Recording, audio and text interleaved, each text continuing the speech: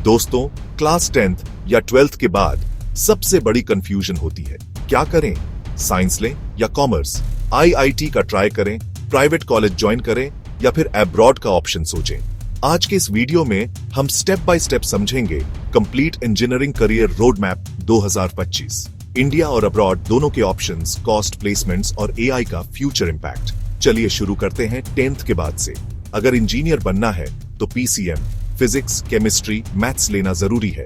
Extra advantage के लिए computer science या आईटी ले सकते हो। और एक और रास्ता है, डिप्लोमा कंप्लीट करके आप बीटेक में लैटरल एंट्री ले सकते हो। 12th के बाद इंजीनियरिंग एंट्रेंस देने के लिए मिनिमम 50% पीसीएम में चाहिए। फाउंडेशन स्ट्रॉन्ग करनी है तो एनसीईआरटी को लाइटली मत लो। और सच ये है कि कोचिंग क्लासेस या ऑनलाइन प्रेप आपको एक क्लियर एज देते हैं। अब आते हैं डिप्लोमा होल्डर्स पर। उनके पास 3 बड़े ऑप्शंस होते हैं। पहला, लैटरल एंट्री मतलब डायरेक्ट सेकंड ईयर में एडमिशन, ज्यादातर स्टेट या प्राइवेट कॉलेजेस में। दूसरा, जी एग्जाम देकर आईआईटी या एनआईटी ज्वाइन करना, लेकिन एंट्री हमेशा फर्स्ट ईयर से होती है। और तीसरा, ट्रिपल आईटीज, डीम्ड या स्टेट यूनिवर्सिटीज, मतलब हर रूट पॉसिबल है, बस फोकस होना चाहिए। एंट्रेंस एग्जाम्स इंजीनियरिंग के लिए गेम चेंजर होते हैं। इंडिया में सबसे बड़े हैं जी मेन और एडवांस्ड, बिटसैट, वाईटीई और स्टेट सीईटीज। अब्रॉड जाना है तो एसएटी, आईएलटीएस या टोएफएल मैंडेटरी है। कंपटीशन का लेवल समझिए, जी मेन देते हैं लगभग 15 लाख स्टूडेंट्स, पर एडवांस्ड तक पहुंचते सिर्फ 2 लाख। इंजीनियरिंग में ब्रांचेस बहुत वाइड हैं। Traditional branches mechanical, civil, electrical अभी भी डिमांड में है, लेकिन नए जमाने की डिमांड है artificial intelligence, data science, robotics और बायोटेक्नोलॉजी। और अगर आप यूएस में पढ़ रहे हो तो आप मेजर्स को फ्लेक्सिबल चूज कर सकते हो। बीटेक के दौरान सिर्फ क्लासेस अटेंड करने से काम नहीं चलेगा, आपको स्किल्स बिल्ड करनी पड़ेंगी, जैसे कोडिंग इन पाइथन और जावा, डेटा एनालिसिस, कम्युनिकेशन और टीम वर्क। साथ ही सर्टिफिकेशंस जैसे एनपीटीईएल या कोर्सेरा और इंटर्नशिप्स और प्रोजेक्ट्स पर फोकस करो। अब प्लेसमेंट्स की बात करते हैं। आईआईटी में एवरेज पैकेज 12 से 16 लाख पर एनएम होता है, एनआईटी में अराउंड 7 से 12 लाख और प्राइवेट कॉलेजेस में 3 से 6 लाख। जो हेडलाइंस में आप 8 करोड़ पैकेजेस देखते हो, वो सिर्फ टॉप 8% स्टूडेंट्स को मिलते हैं। कॉस्ट एक बहुत बड़ा फैक्टर है। इंडिया में आईआईटी या एनआईटी का खर्चा 8 से 12 लाख है, स्टेट यूनिवर्सिटीज का 4 से 8 लाख और प्राइवेट कॉलेजेस का 20 से 30 लाख तक है।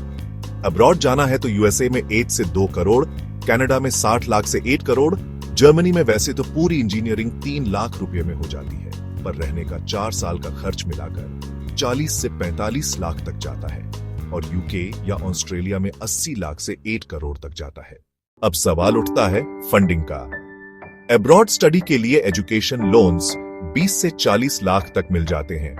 इंटरेस्ट रेट 8 to 12% होता है और रीपेमेंट शुरू होता है पहले जॉब के 6 महीने बाद। गवर्नमेंट पोर्टल विद्या लक्ष्मी में कंपेयर करके अप्लाई करना स्मार्ट मूव है। अब्रॉड स्टडी में पार्ट टाइम जॉब एक लाइफलाइन होती है। यूएस, कनाडा, यूके और ऑस्ट्रेलिया में आपको 20 hours per week work permit मिलता है, जिसमें 10 से $20 पर आवर अर्न होता है, यानी 60,000 से 1 लाख पर मंथ। ग्रेजुएशन के बाद वर्क अपॉर्चुनिटीज बहुत मैटर करती हैं। यूएस में ऑप्शनल प्रैक्टिकल ट्रेनिंग वेट ईयर का होता है, स्टीम कोर्सेज के लिए 3 इयर्स। कनाडा में post graduation work permit 1 to 3 years का होता है और पीआर फ्रेंडली है।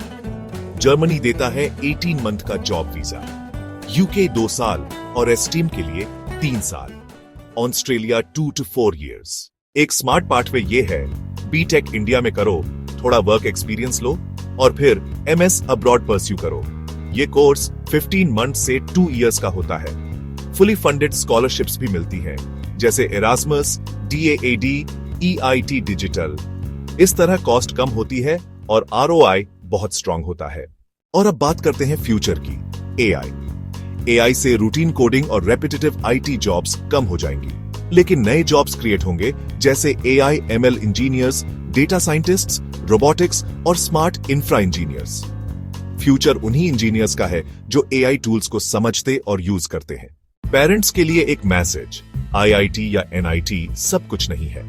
सबसे इंपॉर्टेंट है आपके बच्चे का एप्टीट्यूड और इंटरेस्ट। उनको सपोर्ट करें स्किल्स और एक्सपोजर के लिए, ना कि सिर्फ मार्क्स और रैंक के लिए। छोटी सी रिकैप करते हैं। पीसीएम स्ट्रांग रखो और अर्ली प्रेप स्टार्ट करो। डिप्लोमा स्टूडेंट्स के लिए लैटरल एंट्री या जेई ऑप्शंस ओपन है। स्किल्स और इंटर्नशिप्स बिल्ड करो। India versus abroad cost compare करो। स्कॉलरशिप्स एक्सप्लोर करो और एए के फ्यूचर के लिए रेडी रहो। तो दोस्तों, ये था इंजीनियरिंग करियर रोड मैप 2025। अगर वीडियो हेल्पफुल लगा तो लाइक, शेयर और सब्सक्राइब करें करियर रोड मैप 307 और डेली अपडेट्स के लिए हमें इंस्टाग्राम पर फॉलो करें करियर रोड मैप 307।